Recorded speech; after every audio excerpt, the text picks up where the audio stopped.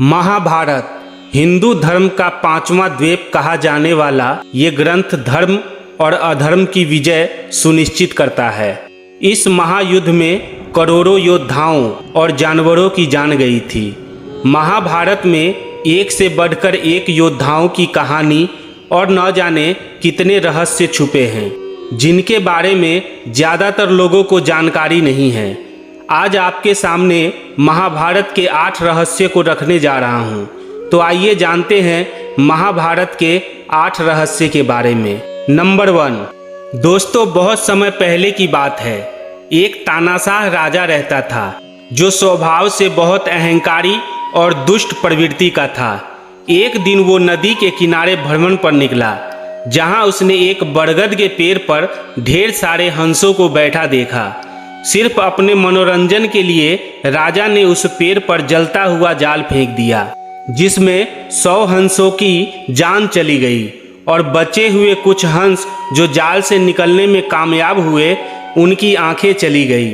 50 जन्मों के बाद वो राजा धृतराष्ट्र बना, जो जन्म से ही अंधा था, और उसके 100 पुत्रों की जान महाभारत के युद्ध में हुई थी। युद्ध खत्म होने के बाद धृतराष्ट्र ने यह दृश्य अपने दिव्य दृष्टि से देखा था और श्री कृष्ण से सवाल किया कि इस कर्म की भुगतान के लिए उन्होंने इस जन्म को ही क्यों चुना। उसका भुगतान पहले भी हो सकता था।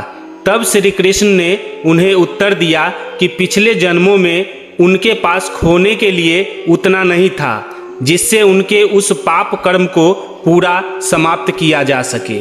नंबर 2। अक्सर हम महाभारत के ऊपर आधारित फिल्मों और टीवी शो में देखते हैं कि पांडवों का नया महल को देखने आए दुर्योधन का अपमान द्रौपदी ने अंधे का बेटा अंधा कहकर किया था। लेकिन दोस्तों, असली महाभारत ग्रंथ में ऐसा एक भी श्लोक नहीं है जिसमें द्रौपदी ने दुर्योधन का उपहास किया हो। दरअसल ये उपहास पांडवों ने किया था और उसकी सजा द्रौपदी को मिली। जब युधिष्ठिर ने दांव में द्रौपदी को लगाया और हार गए, तब दुर्योधन ने दासी को भेजकर द्रौपदी को सभा में बुलाने का आदेश दिया था। द्रौपदी ने दासी से कहा कि वो जाकर युधिष्ठिर से पूछे कि उन्होंने जुए में पहले खुद को लगाया था या सिर्फ द्रौपदी को। इस बात पर दुर्योधन ने दासी से कहलवाया, द्रौपदी से कहो कि वो खुद सभा में आकर युधिष्ठिर से ये सवाल पूछ लें। लेकिन द्रौपदी इसके बाद भी सभा में उपस्थित नहीं हुई थी। तब क्रोध में आकर दुर्योधन ने दुशासन से द्रौपदी को किसी भी तरह सभा में लाने के लिए कहा था। और दोस्तों, चीरहरण की शुरुआत अंगराज कर्ण और दुशासन ने की थी। दुर्योधन तो उस समय शांत बैठा हुआ था। नंबर 3। दोस्तों, वनवास के दौरान अर्जुन हरिद्वार पहुंचे, जहां उसकी मुलाकात उलूपी नाम की स्त्री से हुई। उलूपी बेहद आकर्षक थी और वह नागलोक की राजकुमारी थी। अर्जुन ने राजकुमारी के सामने शादी का प्रस्ताव रखा और उलूपी मान गई। दोनों की शादी हुई और दोनों का इरावन नाम का पुत्र हुआ। इरावन जबरदस्त योद्धा था और पराक्रम में अर्जुन से जरा भी कम नहीं था। महाभारत का युद्ध जीतने के लिए पांडवों को एक अनुष्ठान करना था, जिसमें एक नर बलि की जरूरत थी। लेकिन वह किसी ऐसे व्यक्ति की बलि होनी चाहिए थी जिसके अंदर खास तरह के 32 लक्षण हो। वो 32 लक्षण पूरी धरती में सिर्फ 3 लोगों में थी। एक स्वयं भगवान श्री कृष्ण, दूसरा अर्जुन और तीसरा इरावन। श्री कृष्ण और अर्जुन की बलि चढ़ाना संभव नहीं था, इसलिए इरावन ने खुद अपनी बलि चढ़ाने की गुजारिश की। इरावन ने अपने 32 टुकड़े कर काली माँ को चढ़ा दिए और खुश होकर काली माँ ने पांडवों को विजय होने का आशीर्वाद दिया था। माँ काली ने इरावन को फिर से जीवित भी किया था, लेकिन उसकी इच्छा अनुसार वो युद्ध में लड़ते हुए भी मारा गया था। दक्षिण भारत में आज भी इरावन की पूजा की जाती है। नंबर 4।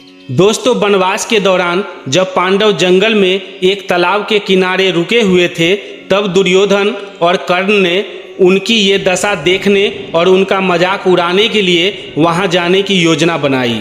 वहां दुर्योधन की लड़ाई गंधर्वों से हो गई। दुर्योधन की सेना को गंधर्वों ने खत्म कर दिया।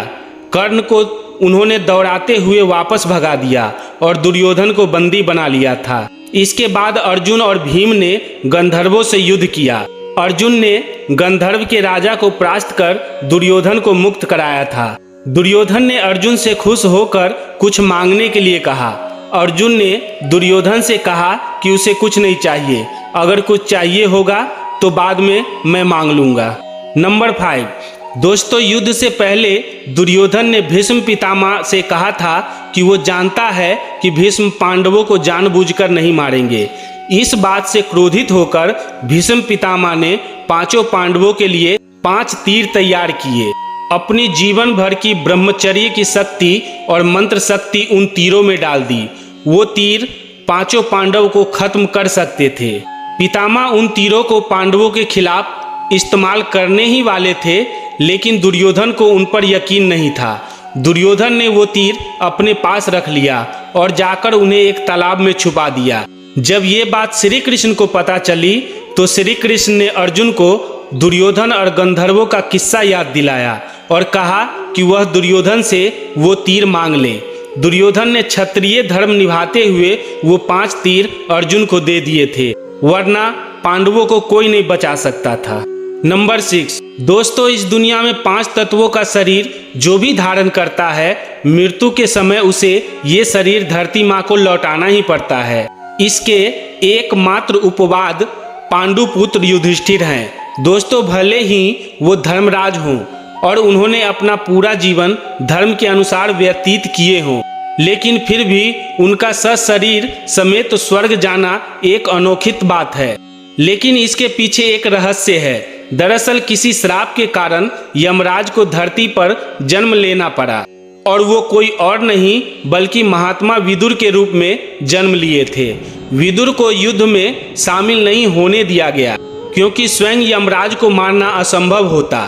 महात्मा विदुर ने जब अपना आर्थिक देह त्याग किया था तब वो अपना अंश युधिष्ठिर को दे गए थे, क्योंकि युधिष्ठिर धर्मराज के ही अंश थे।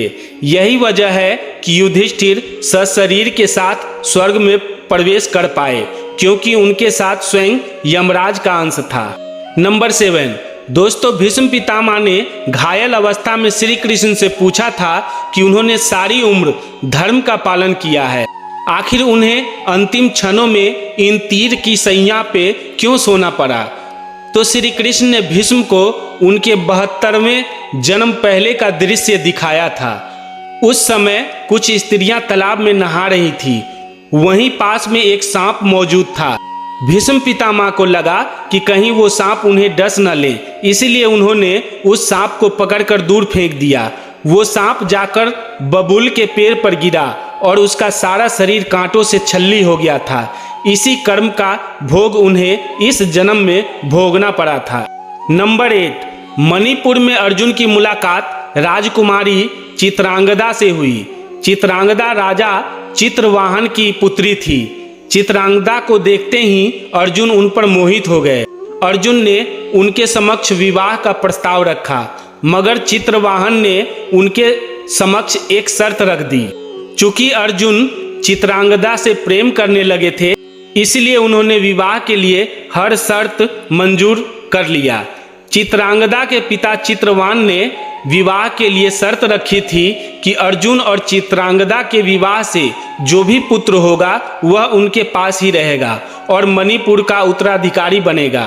उसका कारण यह था कि चित्रवाहन का कोई पुत्र नहीं था, उनकी एकमात्र कन्या चित्रांगदा थी।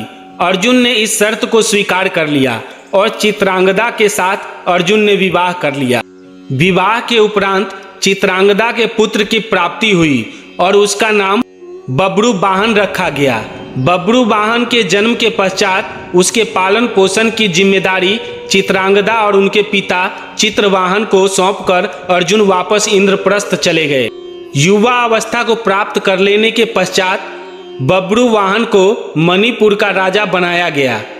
महाभारत के युद्ध के पश्चात जब पांडवों ने अश्वमेघ यज्ञ किया तो यज्ञ का अश्व मणिपुर पहुंचा, जहां बब्रुवाहन ने अश्व को पकड़ लिया। इस अश्व के लिए अर्जुन और बब्रुवाहन में युद्ध हुआ। अर्जुन और बब्रू वाहन के बीच हुए युद्ध में अर्जुन अपने ही बेटे के हाथों मारे गए। अर्जुन से युद्ध के लिए उलूपी ने ही बब्रू वाहन को उकसाया था। चित्रांगदा को जब यह बात पता लगी तो वह उलूपी पर बहुत क्रोधित हुई।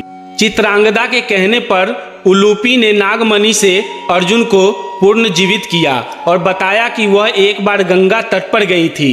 वहां वसु नामक देवता गणों का गंगा से वार्तालाप हुआ था और उन्होंने यह शाप दिया था कि गंगा पुत्र भीष्म को शिखंडी के आड़ से मारने के कारण अर्जुन अपने पुत्र के हाथों मारे जाएंगे, तभी पाप मुक्त हो पाएंगे। इसी कारण से उलूपी ने बब्रू वाहन को लड़ने के लिए प्रेरित किया था। दोस्तों, ये महाभारत का प्रसंग आपको कैसा लगा कमेंट में जरूर बताएं और प्लीज़ हमारे चैनल को सब्सक्राइब जरूर करें। धन्यवाद।